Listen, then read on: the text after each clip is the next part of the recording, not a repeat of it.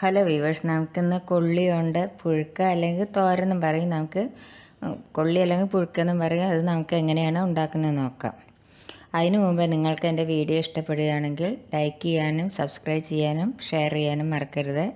പിന്നെ പുതിയ notification കിട്ടാനായി bell icon click ചെയ്യാനും മറക്കരുത്.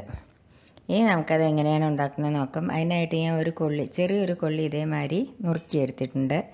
പിന്നെ അതിലേക്ക് വേണ്ടത് ഒരു സവോള ചെറുതായി നുറുക്കിയെടുത്തിട്ടുണ്ട്. പിന്നെ ഉപ്പ് ആവശ്യത്തിന് വേണം. മഞ്ഞൾപ്പൊടി ഒരു 1/4 സ്പൂൺ എടുത്തിട്ടുണ്ട്. പിന്നെ അതിലേക്ക് വേണ്ടത്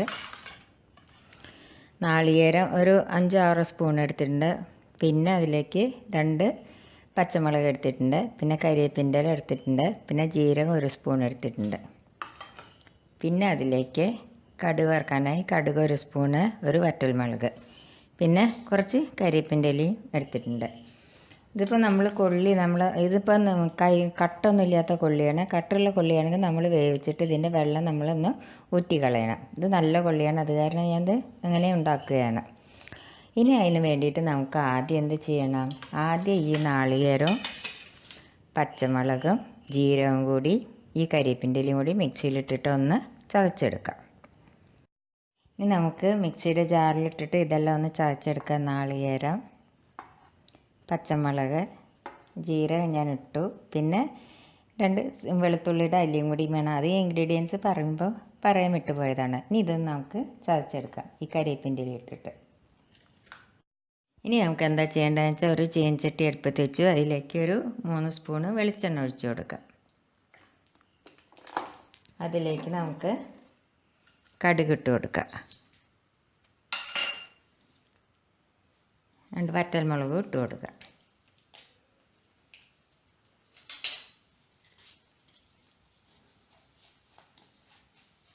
കടുകൊന്ന് പൊട്ടട്ടെ.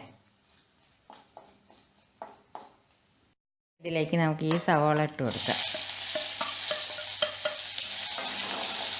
ഈ സവോളയിലേക്ക് നമുക്ക് ഈ ഉപ്പ് ഇട്ട് കൊടുക്കാം. അപ്പോൾ സവോള വേഗം ഒന്ന് വഴന്ന് കിട്ടും. കരിവേപ്പിൻ്റെ ഇല ഇട്ട് കൊടുക്കുക.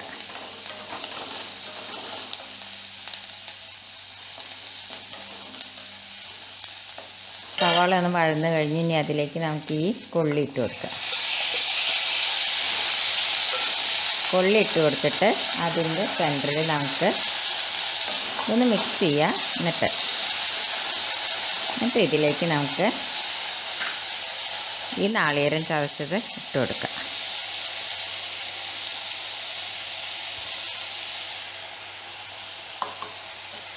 മഞ്ഞൾപ്പൊടി ഇട്ട് കൊടുക്കാം. ഇനി എന്താ ചെയ്യേണ്ടതെന്ന് ചോദിച്ചാൽ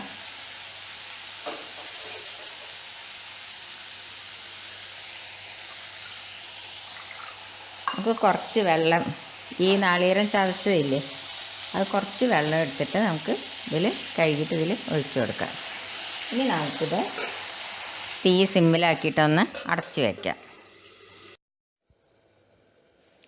ഇപ്പോൾ അതൊരു 5 മിനിറ്റായി. നമുക്കിനി ഇതൊന്ന് തുറന്നിട്ടൊന്ന് ഇളക്കി കൊടുക്കാം.